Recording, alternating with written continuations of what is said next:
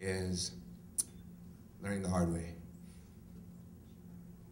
All right, so I know a lot of us in here have had babysitters in our time, right?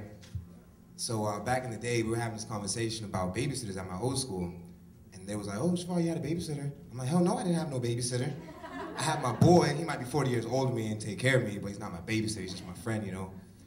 And he was a really good friend of the family. And he would always come over, take care of me, this and that, help out my mom, all this.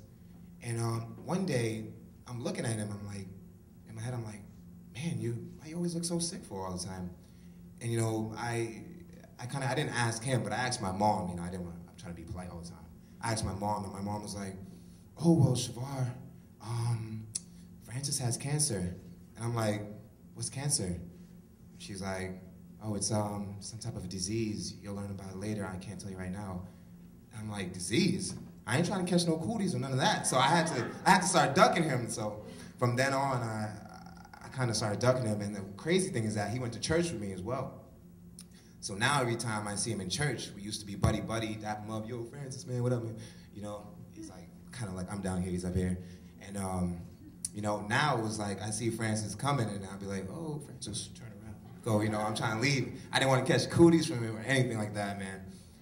And fortunately, 2 years later, I got a call from my mom, and we heard that Francis was now in the hospital, you know, on what would be his deathbed.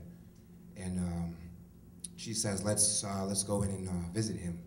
So we go in, and as soon as I enter the room, he's like, "Oh, Shavar, I see you. Come over here, Ma." And I came to him, and he patted my head like he always did.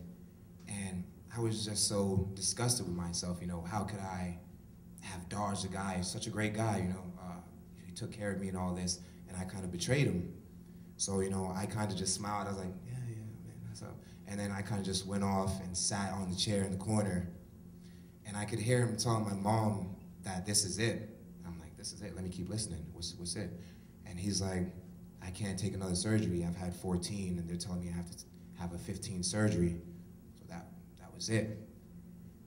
So some time passed on, and I ended up being at his funeral in church. And as I went up there to you know, look at his body, it was in that moment that I kind of learned that you should cherish the people, you know, that are good to you in your life, because you only have so many of them. And it was on that day I learned the hard way the importance of Francis in my life.